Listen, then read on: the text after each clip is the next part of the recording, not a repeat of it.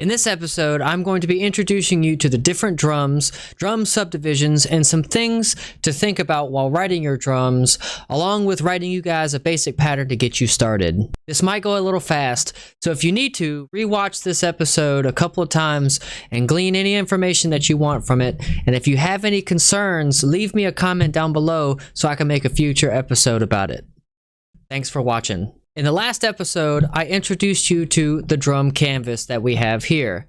Each of these is a grid pattern of different sequences that you can do within your drums. You have eighth notes, half notes, quarter notes, 16th notes, 32nd notes, all of the above in your DAW at your disposal at any time. The cool part about it is, if you can do the drum math in your head, it makes this whole writing process that much easier. And depending on which drum plugin that you actually use, you already have the entirety of what's available to you labeled on the side, so that way it's easy access. You don't have to remember what note goes where. So as you can see, we have a 4-measure bar going on right here. Each of these defining black lines are a measure. And we have 4 beautiful measures ready to go for our canvas pleasure. Writing is not nearly as hard as it seems. The only thing that you have to remember is subdivisions. So a basic intro to subdivisions goes as follows. An introduction to subdivisions is the pulse of a beat is constant, but given how fast or slow that we play over that beat, consists of subdivisions of each measure. So that's basically what a subdivision really is. Whether you're playing 4 notes to a beat, 2 notes to a beat, a triplet, 3 notes to a beat, this is what we refer to as subdivisions. Drums are notorious for this, along with a lot of metal guitars, because they add a lot of beautiful time signature maneuverability in there, and it makes it into a really amazing piece of music. So to show you some quick drum beats that will get you started, we are going to put 1 kick per beat, 1 snare per beat, and just 4 hi-hat notes per beat. So it's your typical do do da do do do da do. All right, it's what you learn to play on drums. So if you learn to count in your head 1, 2, 3, 4, 1, 2, 3, 4, you have the pulse of the song, which will sound a bit like this. So if we learn to count in time at 100 BPM, that's doot, doot, doot, doot. That's 4 beats, all right? Depending on how well you count in your music, 1 beat per pulse is going to sound something like this. All right? The cool part about that is once you figure that out, you could then start to augment it to become more of what you need it to be. So if we are doing 1 kick and 1 snare per measure, okay, it's going to sound like this.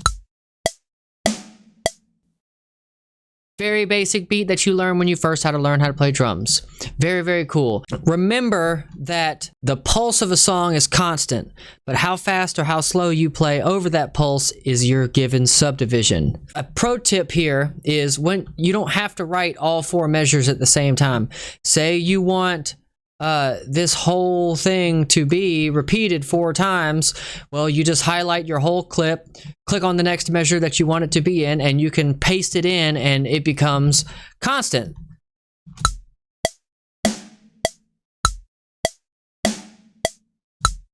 Pretty good, huh? The cool part about this is once you learn how to count, you can then augment your music to make it sound more like what you need it to.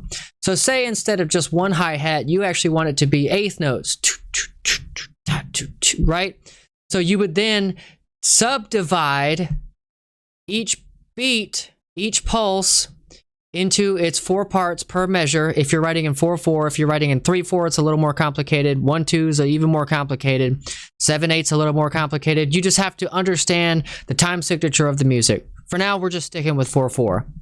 So say you wanted 8th note hi-hats, all right? Well, this is your basic 4/4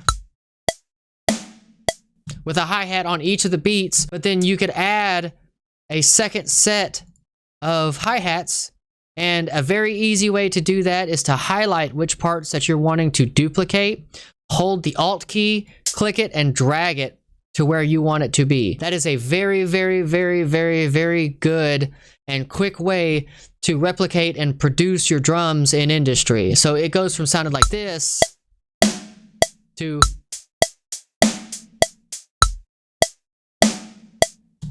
presto, you have just made a drum groove.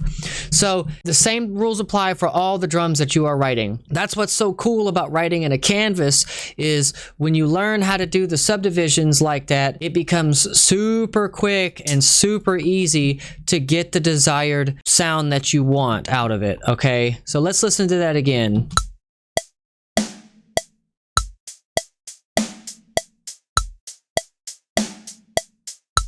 Pretty good, huh? Pretty good. Now, for the tricky part.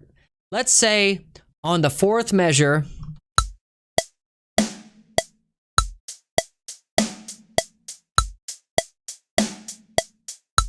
all right, let's just say you wanted to write a drum fill. Let's just say that the music calls for a drum fill.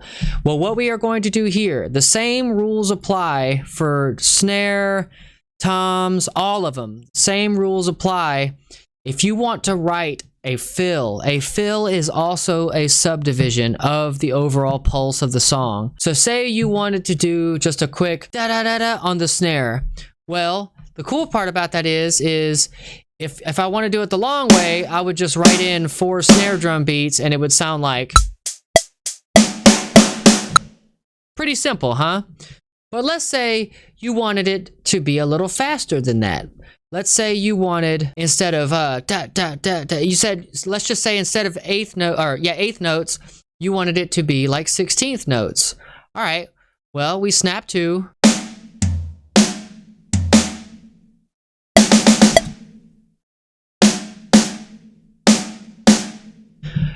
Let's just say instead of 8th notes, you wanted 16th notes, something a little bit faster that pushes the music along. Remember, fills need to be in accordance with the flow of the song. Overplaying is one of the worst things that you could do possible because it disrupts the flow of the song. So you would write that by switching to snapping 1/16 instead of 1/8 or just even regular 1/4, and you would paint in those notes.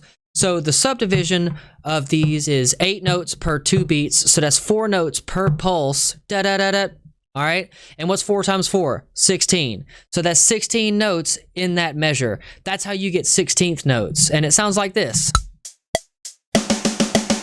Pretty cool, huh? And you just work your way up from there. So I strongly encourage you all, keep experimenting, keep writing drums. They're the most fulfilling thing that you could possibly do, apart from writing the actual melodies and solos of music. Drums, to me, are the most rewarding thing because a song is not complete without the right drums.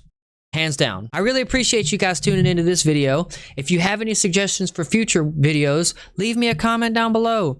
Also, tell me what you liked about this video. Tell me any comments or concerns. I respond to everything. I love you guys, and I hope you have fun on your drums writing journey, much less your music writing journey, which I will be getting into in the future, showing you how to not only write drums, but keyboards, piano, guitars, melodies, solos, as we get further down this series. I love you guys. I'll see y'all later.